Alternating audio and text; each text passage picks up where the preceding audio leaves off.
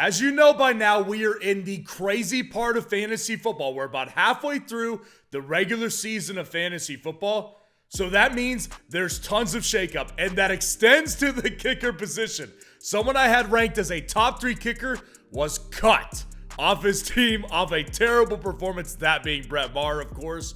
So there's lots of shakeups to the kicker position additionally.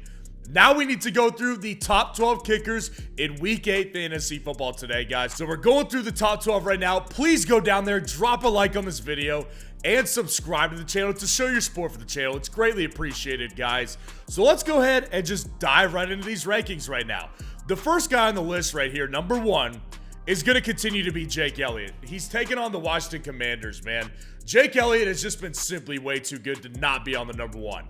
I mean, this is consistent too. Like, all of this production he's doing is consistently getting over 10 points, fantasy points per game. Like, you cannot have another guy at number 1 besides Jake Elliott, because he's done it at a high level and he's done it consistently throughout the rest of the season. Like, he's been great. You can see the numbers on the screen. The dude's missed two field goals, but he's hit a 61-yard long. He's missed an extra point. Obviously, that's not ideal, but when you factor in what he's making and how many attempts he's getting, it's just been too good not to play the guy. And they're taking on the Commanders this week, which I think is going to be a matchup that is going to be one that Philadelphia's offense is definitely going to take advantage of. And maybe they don't get in every time, because that's how the Eagles' offense has been this year, giving Jake Elliott more field goal opportunities. So I like Jake Elliott a lot every week, but this week in particular. Number 2, Brandon Aubrey of the Dallas Cowboys taking on the Los Angeles Rams. So Brandon Aubrey has been fantastic in fantasy as well. Like, there's no question what Brandon Aubrey has done. In his first year in Dallas, nobody knew who this guy was. He's immediately become a great fantasy football kicker. And he was on a lot of waiver wires this week because the Dallas Cowboys were on a bye week. So that means that you had an opportunity to go get this guy. And he's only missed 1 kick all season. And he's been perfect on all field goals, including a 55-yard long. So almost 11 fantasy points per game. That's around RB2, wide receiver 2 numbers right there. Brandon Aubrey has been fantastic in fantasy football. And the matchup this week against the Rams defense is one that Dallas is going to take advantage of and get Brandon Aubrey in lots of makeable situations. Number 3, the man of the hour, absolutely ripped it up last week in fantasy, Dustin Hopkins of the Cleveland Browns. Yeah, that dude scored 20-plus fantasy points last week against the Indianapolis Colts, and he's taking on the Seattle Seahawks this week. So it's obviously a tougher matchup. Like, Seattle's defense is no slouch. They're physical, they're fast, they're aggressive. But this is, again, it plays into this type of kicker because Cleveland's offense with PJ Walker has been good enough to get you there. And their defense is also good enough to stop the opposing offense and going to be putting their offense in better positions to get into field goal range. That's what's working for Dustin Hopkins. Obviously, those numbers, the fantasy points per game, that's a little inflated just based on what he did last week, because he was phenomenal in fantasy last week. It was a great week. So they're a little bit inflated right there, but he's still a great fantasy kicker option this week. Number 4, Kansas City Chiefs, Harrison Butker. He's been great in fantasy, and he's taken on the Denver Broncos in Denver. Listen, I was wrong about Harrison Butker before the start of the season. I was not very big on Harrison Butker before the start of the season. I said he's just in too efficient of an offense. He's not going to get many field goal attempts. Well, he's had way more field goal attempts than I thought he would.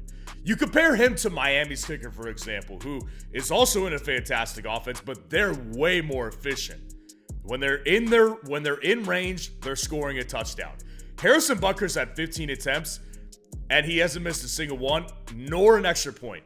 Dude's been perfect all season long, and he's hit a 60-yard long field goal. He's one of the best kickers in the game, and in fantasy football, he's absolutely up there as well. Number 5, Brandon McManus of the Jacksonville Jaguars taking on the Pittsburgh Steelers this week. So again, Brandon McManus is on an offense that they're efficient, but they're not always the most efficient. It's very Kansas City Chiefs level right now, actually. Playmakers, they got a good quarterback, but they don't always score touchdowns. They get you down there, they get you in range, and that's why McManus has kicked a 56-yard long field goal. Now, the difference between him and Butker is that he's not perfect. McManus has missed 2 field goals this year, so he's not a perfect kicker. But in this matchup against the Pittsburgh Steelers defense in Pittsburgh, where I do believe that Pittsburgh is going to be pretty competitive in this game and stopping Jacksonville at some point, it's going to give McManus field goal opportunities, which I love this week. Number 6, Blake Group of the New Orleans Saints taking on the Indianapolis Colts in Indianapolis this week. Listen, the New Orleans Saints offense has been so disappointing to watch this year. With all the weapons they've got, they're not scoring that many touchdowns. They're a very inefficient offense, which is good for Blake Group. Almost 10 fantasy points per game. If he would make all his field goals, that number would be higher as well. That guy has missed plenty of field goals this season. So I don't love the field goals missed, but I do love the opportunities that he's getting. That's the difference here. He's kicked 20 field goals this year, and that is in the way upper echelon of kickers this year. So Blake Group, as long as he gets opportunities, and he will against the Indianapolis Colts, he's going to be fine. He's going to continue to be a good fantasy option as far as kickers go. Number 7, Ka'imi Fairbairn of the Houston Texans, man, taking on the Carolina Panthers. Obviously, matchup is great. This is a matchup that actually may set up not as great for Ka'imi Fairbairn, since I expect Houston to be pretty efficient in the red zone because Carolina is one of, if not the worst teams in the NFL. They're 0-6. Like, that speaks for itself. They're losing everything. So, I don't love the fact that Carolina's in a situation where they're going to give up a lot of points, but I do love the fact that Ka'imi Fairbairn has kicked 18 field goal attempts this year, and he's hit every single extra point. Dude's averaging almost 11 fantasy points per game. So, there's no problems here with Ka'imi Fairbairn. It's really just how many times is Houston going to get in the end zone? And I think that they will get in the end zone more often than they kick field goals, which is why he's a little bit lower, because ordinarily, Ka'imi Fairbairn has numbers and he's had production that warrants a higher ranking in a more competitive matchup. Number 8, Justin Tucker of the Baltimore Ravens. He's been great recently, taking on the Arizona Cardinals in Arizona. Justin Tucker obviously is the big name kicker. Like, everybody knows Justin Tucker's name. And so a lot of people overdraft him every year, and that's a different story. I don't advise people doing that. That's a different story. Justin Tucker, though, has been really rebounding. Like, Justin Tucker started the year slow, and that was largely because Baltimore was either getting in the end zone or just not getting down there. Like, they were efficient. Now they're starting to kick more field goals, and he's having more opportunities. So Justin Tucker has missed a couple kicks this year. Obviously very concerning, but in this matchup against Arizona, where Lamar Jackson is 16-1 versus NFC teams, that's absurd. They're going to win the game, obviously, but it's going to come largely on the back of them scoring touchdowns. Probably not as many field goals in this game, but still, top 8, top 10, I feel comfortable having Justin Tucker in here. Number 9, Matt Gay of the Indianapolis Colts taking on the New Orleans Saints in Indy this week. So, what's interesting to me is that Matt Gay has been really good in fantasy, even without Anthony Richardson, because I thought this offense's upside was going to drop with Gardner Minshew, and it has. But it hasn't dropped to the point where they're just like not getting in range. Like, they're getting in range still. And Matt Gay's hitting all of his kicks, basically. He's not missed an extra point, and he's missed 2 field goals this year, but he's kicked a 56 long. So this guy has the leg. He's averaging 9.5 fantasy points per game. This guy is still a good fantasy kicker. It's largely going to be matchup based, but in a matchup against New Orleans, where it's going to be a tough defensive play, at the same time, Indy's offense is just better because their coaching staff. Shane Steichen, I've said this a lot over the weeks. Great offensive mind at head coach, and that helps Matt Gay a lot because they get this guy into range and don't finish. Number 10, Tyler Bass has fallen for sure, of the Buffalo Bills, taking on the Tampa Bay Buccaneers tonight in Buffalo. So he's fallen, no question about it. I don't feel nearly as comfortable telling my audience that Tyler Bass is a top tier kicker as I did a month ago. I felt really good about that in September because he was great. He was a top 3 fantasy kicker. Tyler Bass has missed a couple kicks since that time, and it hasn't been pretty.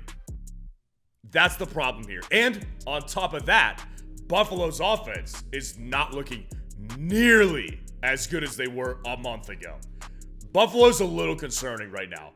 Against the Tampa Bay Buccaneers, I have said this on other videos this week, I think they're going to win this game pretty easily. So I do expect Tyler Bass to be in good position a lot in this game, which is why he's in the top 10.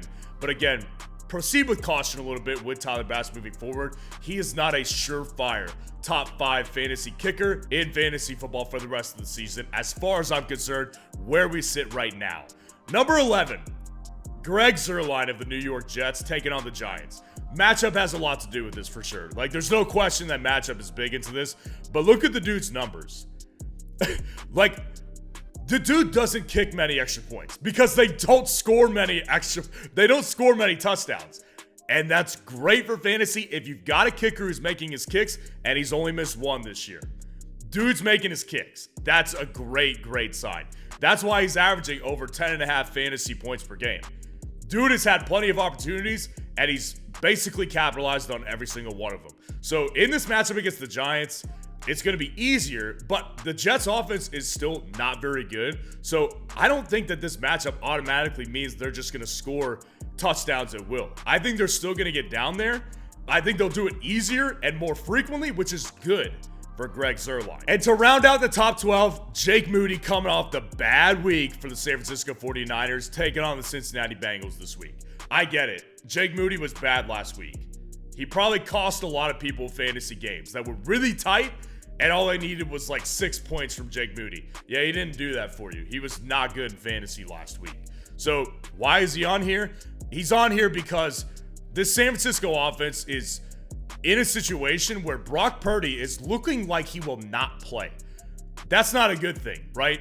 The reason why Jake Moody's still on here is because when I look at the other talent that they have, Christian McCaffrey, he's going to play. Brandon Ayuk, he's going to play. They've got talent that's going to get them down there into range. And they've got a great coaching staff in San Francisco that will get him down there, but they won't capitalize. So they're going to get him down there. It probably will not be as frequent as they usually do, but they will get him in a range, and he's going to have opportunities. And I like his chances of bouncing back because he's been great every other week besides week 7. So let me know what you think of the kicker rankings in the comments below and what questions you need answered before week 8 fantasy football. And if you want to see the top 12 defense rankings for week 8 fantasy football, click on this video right here.